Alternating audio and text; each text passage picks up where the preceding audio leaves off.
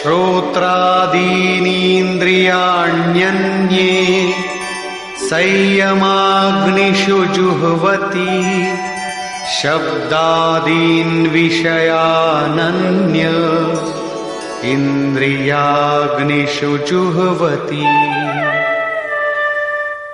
अन्य योगी जन श्रोत्रादिक अर्थात श्रोत्र, नेत्र, त्वचा, जिह्वा, नासिका सब इंद्रियों को संयम रूपी अग्नि में हवन करते हैं, अर्थात इंद्रियों को विषयों से समेटकर संयत कर लेते हैं। यहां आग नहीं जलती।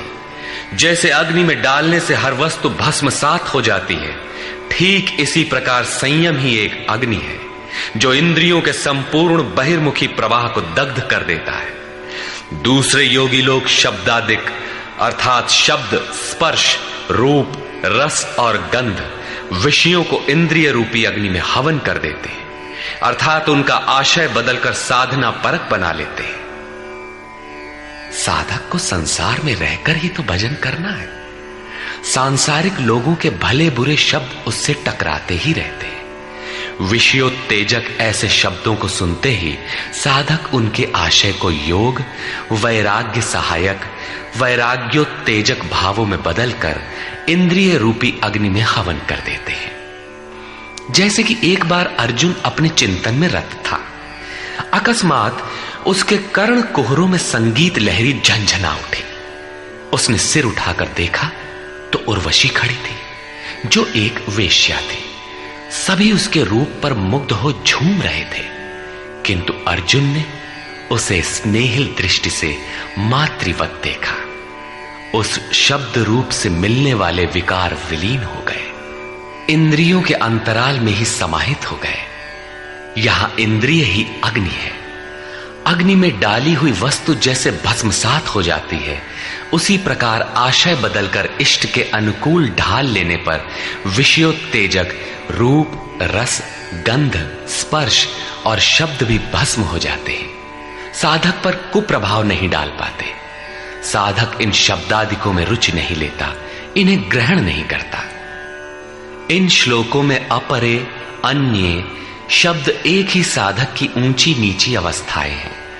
एक ही यज्ञकर्ता का ऊंचा नीचा स्तर है, न कि अपरे अपरे कहने से कोई अलग अलग यज्ञ। सर्वाणि इंद्रियकर्माणि प्राणकर्माणि चापरे आत्मसंयमयोगाग्नौ जुह्वति ज्ञानदीपिते। अभी तक योगेश्वर ने जिस यज्ञ की चर्चा की, उसमें क्रमशः दैवी संपत्ति को अर्जित किया जाता है। इंद्रियों की संपूर्ण चेष्टाओं का संयम किया जाता है। बलात् विषयोत्तेजक शब्दादिकों के टकराने पर भी उनका आशय बदलकर उनसे बचा जाता है। इससे उन्नत अवस्था होने पर दूसरे योगी जन संपूर्ण इंद्रियों की चेष्टाओं तथा प्राण के व्यापार को साक्षात्कार सहित ज्ञान से प्रकाशित परमात्म स्थिति रूपी योगाग्नि में हवन करते हैं। जब संयम की पकड़ आत्मा के साथ तद्रूप हो जाती है, प्राण और इंद्रियों का व्यापार भी शांत हो जाता है, उस समय विषयों को उद्दीप्त करने वाली और इष्ट में प्रवृत्ति दिलाने वाली दोनों धाराएं आत्मसात हो जाती हैं। परमात्मा में स्थिति मिल जाती है, यज्ञ का परिणाम निकल आता है। ये है यज्ञ की पराकाष्ठा। जिस परमात्मा को पाना था उसी में स्थिति आ गई तो शेष क्या रहा। पुनः योगेश्वर श्री कृष्ण यज्ञ को भली प्रकार समझाते हैं। द्रव्य यज्ञास्तपो यज्ञा योग यज्ञास्तथा परे स्वाध्याय ज्ञान यज्ञाश्च यतयः संशितव्रता। अनेक लोग द्रव्य यज्ञ करते हैं, अर्थात आत्मपथ में महापुरुषों की सेवा में पत्र पुष्प अर्पण करते हैं। वे समर्पण के साथ महापुरुषों की सेवा में द्रव्य लगाते हैं। श्री कृष्ण आगे कहते हैं कि भक्ति भाव से पत्र पुष्प फल जल जो कुछ भी मुझे देता है उसे मैं खाता हूं और उसका परम कल्याण सृजन करने वाला होता हूं। यह भी यज्ञ ही है। हर आत्मा की सेवा करना, भूले हुए को आत्म पथ पर लाना द्रव्य यज्ञ है, क्योंकि प्राकृतिक संस्कारों को जलाने में समर्थ हैं। इसी प्रकार कई पुरुष तपोयज्ञ स्वधर्म पालन में इंद्रियों को तपाते हैं, अर्थात स्वभाव से उत्पन्न क्षमता के अनुसार यज्ञ की निम्न और उन्नत अवस्थाओं के बीच तपते हैं। इसी पथ की अल्पज्ञता में पहली श्रेणी का साधक शूद्र परिचर्या द्वारा, वैश्य दैवी संपद के संग्रह द्वारा, क्षत्रिय काम क्रोधादि के उन्मूलन द्वारा और ब्राह्मण ब्रह्म में प्रवेश की योग्यता के स्तर से इंद्रियों को तपाता है। सबको एक जैसा परिश्रम करना पड़ता है। वास्तव में यज्ञ एक ही है, अवस्था के अनुसार ऊंची नीची श्रेणियां गुजरती जाती है। पूज्य महाराज जी कहते थे, मन सहित इंद्रियों और शरीर को लक्ष्य के अनुरूप तपाना ही तप कहलाता है। ये लक्ष्य से दूर भागेंगे, इन्हें समेट कर उधर ही लगाओ। अनेक पुरुष योग यज्ञ का आचरण करते हैं। प्रकृति में भटकती हुई आत्मा का प्रकृति से परे परमात्मा से मिलन का नाम योग है। योग की परिभाषा अध्याय 6/23 में दृष्टव्य है। सामान्यतः दो वस्तुओं का मिलन योग कहलाता है। कागज से कलम मिल गया, थाली और मेज मिल गए तो क्या योग हो गया? नहीं, ये तो पंचभूतों से निर्मित पदार्थ हैं, एक ही हैं, दो कहां? दो प्रकृति और पुरुष हैं। प्रकृति में स्थित आत्मा अपने ही शाश्वत रूप परमात्मा में प्रवेश पा जाता है तो प्रकृति पुरुष में विलीन हो जाती है। यही योग है। अतः अनेक पुरुष इस मिलन में सहायक शम दम इत्यादि नियमों का भली प्रकार आचरण करते हैं। योग यज्ञ करने वाले तथा अहिंसादि तीक्ष्ण व्रतों से युक्त यत्नशील पुरुष स्वाध्याय ज्ञान यज्ञाश्च, स्वयं का अध्ययन स्वरूप का अध्ययन करने वाले ज्ञान यज्ञ के कर्ता है। यहां योग के अंगों अर्थात यम नियम आसन प्राणायाम प्रत्याहार धारणा ध्यान और समाधि, इनको अहिंसादि तीक्ष्ण व्रतों से निर्दिष्ट किया गया है। अनेक लोग स्वाध्याय करते हैं। पुस्तक पढ़ना तो स्वाध्याय का आरंभिक स्तर मात्र है। विशुद्ध स्वाध्याय है स्वयं का अध्ययन, जिससे स्वस्वरूप की उपलब्धि होती है, जिसका परिणाम है ज्ञान अर्थात साक्षात्कार। यज्ञ का अगला चरण बताते हैं। अपाने जुह्वति प्राणम प्राणे पानम तथा परे प्राणापान गतिरुद्ध्वा प्राणायाम परायणा। बहुत से योगी अपान वायु में प्राण वायु का हवन करते हैं और उसी प्रकार प्राण वायु में अपान वायु का हवन करते हैं। इससे सूक्ष्म अवस्था हो जाने पर अन्य योगी जन प्राण और अपान दोनों की गति रोककर प्राणायाम के परायण हो जाते हैं। जिसे श्री कृष्ण प्राणापान कहते हैं उसी को महात्मा बुद्ध अनापान कहते हैं। इसी को उन्होंने श्वास प्रश्वास भी कहा है। प्राण वो श्वास है जिसे आप भीतर खींचते हैं और अपान वो श्वास है जिसे आप बाहर छोड़ते हैं। योगियों की अनुभूति है कि आप श्वास के साथ बाह्य वायुमंडल के संकल्प भी ग्रहण करते हैं और प्रश्वास में इसी प्रकार आंतरिक भले बुरे चिंतन की लहर फेंकते रहते हैं। बाह्य किसी संकल्प का ग्रहण न करना प्राण का हवन है तथा भीतर संकल्पों को न उठने देना अपान का हवन है। न भीतर से किसी संकल्प का स्फुरण हो और न ही बाह्य दुनिया में चलने वाले चिंतन अंदर क्षोभ उत्पन्न कर पाए।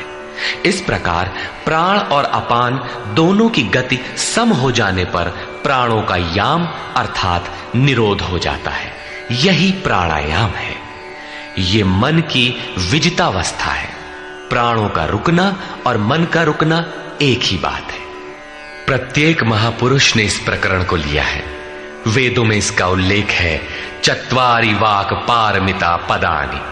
इसी को पूज्य महाराज जी कहा करते थे। हो, एक ही नाम को 4 श्रेणियों से जपा जाता है, बैखरी, मध्यमा, पश्यंती और परा। बैखरी उसे कहते हैं जो व्यक्त हो जाए, नाम का इस प्रकार उच्चारण हो कि आप सुने और बाहर कोई बैठा हो तो उसे भी सुनाई पड़े। मध्यमा अर्थात मध्यम स्वर में जप, जिसे केवल आप ही सुने, बगल में बैठा हुआ व्यक्ति भी उस उच्चारण को सुन न सके। ये उच्चारण कंठ से होता है। धीरे धीरे नाम की धुन बन जाती है, डोर लग जाती है। साधना और सूक्ष्म हो जाने पर पश्यंती अर्थात नाम देखने की अवस्था आ जाती है। फिर नाम को जपा नहीं जाता, यही नाम श्वास में ढल जाता है। मन को दृष्टा बनाकर खड़ा कर दें, देखते बर रहें कि सांस कहती क्या है, सांस आती है कब, बाहर निकलती है कब, कहती है क्या। महापुरुषों का कहना है कि ये सांस नाम के सिवाय और कुछ कहती ही नहीं। साधक नाम का जप नहीं करता, केवल उससे उठने वाली धुन को सुनता है, सांस को देखता भर है, इसलिए इसे पश्यंती कहते हैं। पश्यंती में मन को दृष्टा के रूप में खड़ा करना पड़ता है, किंतु साधन और उन्नत हो जाने पर सुनना भी नहीं पड़ता। एक बार सुरत लगा भर दे, स्वतः सुनाई देगा। जपय न जपावे अपने से आवे, न स्वयं जपो न मन को सुनने के लिए बाध्य करो, और जप चलता रहे। इसी का नाम है अजपा। ऐसा नहीं कि जप प्रारंभ ही न करें और आ गई अजपा। यदि किसी ने जप नहीं प्रारंभ किया तो अजपा नाम की कोई वस्तु भी उसके पास नहीं होगी। अजपा का अर्थ है हम न जपें किंतु जाप हमारा साथ न छोड़े। एक बार सुरत का कांटा लगा भर दें तो जप प्रवाहित हो जाए और अनवरत चलता रहे। इस स्वाभाविक जप का नाम है अजपा, और यही है परावाणी का जप। ये प्रकृति से परे तत्व परमात्मा में प्रवेश दिलाती है। इसके आगे वाणी में कोई परिवर्तन नहीं है। परम का दिग्दर्शन करा के उसी में विलीन हो जाती है, इसलिए इसे परा कहते हैं। मन श्वास के साथ जुड़ा है। जब श्वास पर दृष्टि है, श्वास में नाम ढल चुका है, भीतर से न तो किसी संकल्प का उत्थान है और न बाह्य वायुमंडल के संकल्प भीतर प्रवेश कर पाते हैं। यही मन पर विजय की अवस्था है। इसी के साथ यज्ञ का परिणाम निकल आता है। अपरे नियताहाराः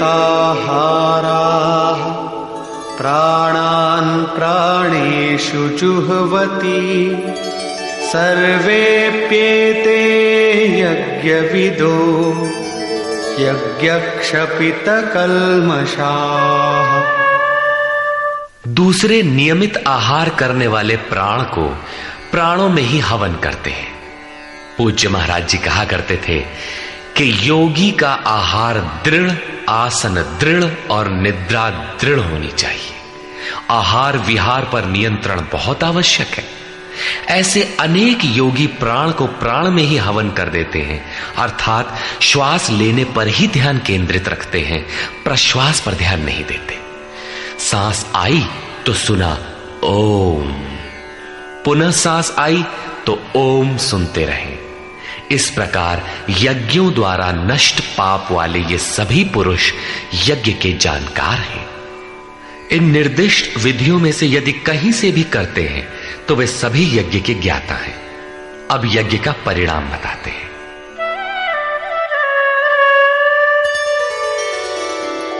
यज्ञशिष्टामृतभुजो यान्ति ब्रह्म सनातनम् नायं लोकोऽस्त्ययज्ञस्य कुतोऽन्यः कुरु सत्तम। कुरुश्रेष्ठ अर्जुन, यज्ञ शिष्टामृत भुज, यज्ञ जिसकी सृष्टि करता है, जिसे अवशेष छोड़ता है, वो है अमृत। उसकी प्रत्यक्ष जानकारी ज्ञान है। उस ज्ञानामृत को भोगने अर्थात प्राप्त करने वाले योगी जन यान्ति ब्रह्म सनातनम, शाश्वत सनातन पर ब्रह्म को प्राप्त होते हैं। यज्ञ कोई ऐसी वस्तु है जो पूर्ण होते ही सनातन पर ब्रह्म में प्रवेश दिला देती है। यज्ञ न करें तो आपत्ति क्या है? श्री कृष्ण कहते हैं कि यज्ञ रहित पुरुष को पुनः ये मनुष्य लोक अर्थात मानव शरीर भी सुलभ नहीं होता, फिर अन्य लोग कैसे सुखदायी होंगे? उसके लिए तो तिर्यक योनियां सुरक्षित हैं, इससे अधिक कुछ नहीं। अतः यज्ञ करना मनुष्य मात्र के लिए नितांत आवश्यक है।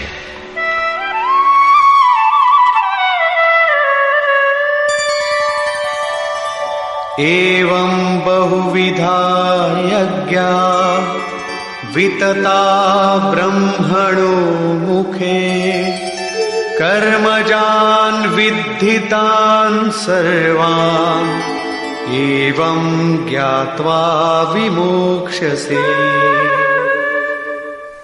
इस प्रकार उपर्युक्त बहुत प्रकार के यज्ञ वेद की वाणी में कहे गए हैं, ब्रह्म के मुख से विस्तारित है। प्राप्ति के पश्चात महापुरुषों के शरीर को परब्रह्म धारण कर लेता है। ब्रह्म से अभिन्न अवस्था वाले उन महात्माओं की बुद्धि मात्र यंत्र होती है, उनके द्वारा वो ब्रह्म ही बोलता है। उसकी वाणी में इन यज्ञों का विस्तार किया गया है। इन सब यज्ञों को तू कर्मजान विद्धि, कर्म से उत्पन्न हुआ जान। यही पहले भी कहे आए हैं, यज्ञः कर्म समुद्भवः। उन्हें इस प्रकार क्रियात्मक चलकर जान लेने पर, जैसा अभी बताया था, यज्ञ करके जिनका पाप नष्ट हो चुका हो वही यज्ञ के यथार्थ ज्ञाता है। अतः अर्जुन, तू विमोक्ष्य से संसार बंधन से पूर्णतः छूट जाएगा। यहां योगेश्वर ने कर्म को स्पष्ट कर दिया। वो हरकत कर्म है जिससे उपर्युक्त यज्ञ पूर्ण होते हैं। अब यदि दैवी संपत्ति का अर्जन, सद्गुरु का ध्यान, इंद्रियों का संयम, श्वास का प्रश्वास में हवन, प्रश्वास का श्वास में हवन, प्राण अपान की गति का निरोध खेती करने से होता हो, व्यापार नौकरी या राजनीति करने से होता हो, तो आप करिए।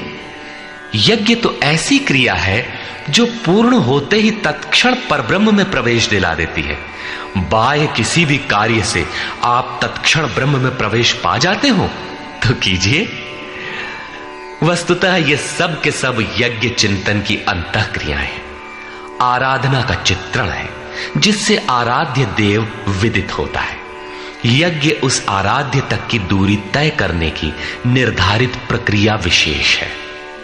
ये यज्ञ श्वास प्रश्वास, प्राणायाम इत्यादि जिस क्रिया से संपन्न होते हैं उस कार्य प्रणाली का नाम कर्म है। कर्म का शुद्ध अर्थ है आराधना, चिंतन। प्रायः लोग कहते हैं कि संसार में कुछ भी किया जाए हो गया कर्म, कामना से रहित होकर कुछ भी करते जाओ हो गया निष्काम कर्मयोग। कोई कहता है कि अधिक लाभ के लिए विदेशी वस्त्र बेचते हैं तो आप सकामी हैं, देश सेवा के लिए स्वदेशी बेचें तो हो गया निष्काम कर्मयोग। निष्ठापूर्वक नौकरी करें, हानि लाभ की चिंता से मुक्त होकर व्यापार करें, हो गया निष्काम कर्मयोग। जय पराजय की भावना से मुक्त होकर युद्ध करें, चुनाव लड़ें, हो गए निष्कर्मी। मरोगे तो मुक्ति हो जाएगी। वस्तुतः ऐसा कुछ भी नहीं है। योगेश्वर श्री कृष्ण ने स्पष्ट शब्दों में बताया कि इस निष्काम कर्म में निर्धारित क्रिया एक ही है, व्यवसायात्मिका बुद्धि रेकेह कुरु नंदन। अर्जुन, तू निर्धारित कर्म को कर, यज्ञ की प्रक्रिया ही कर्म है। यज्ञ क्या है? श्वास प्रश्वास का हवन, इंद्रियों का संयम, यज्ञ स्वरूप महापुरुष का ध्यान, प्राणायाम, प्राणों का निरोध। ये यज्ञ जिससे होने लगे उस क्रिया का नाम कर्म है। संपूर्ण गीता में एक भी श्लोक ऐसा नहीं है जो सांसारिक कार्य व्यापारों का समर्थन करता हो। प्रायः यज्ञ का नाम आने पर लोग बाहर एक यज्ञ वेदी बनाकर तिल जौ लेकर स्वाहा बोलते हुए हवन प्रारंभ कर देते हैं। ये एक धोखा है। द्रव्य यज्ञ दूसरा है जिसे श्री कृष्ण ने कई बार कहा, किंतु पशु बलि, वस्तुदाह इत्यादि से इसका कोई संबंध नहीं है।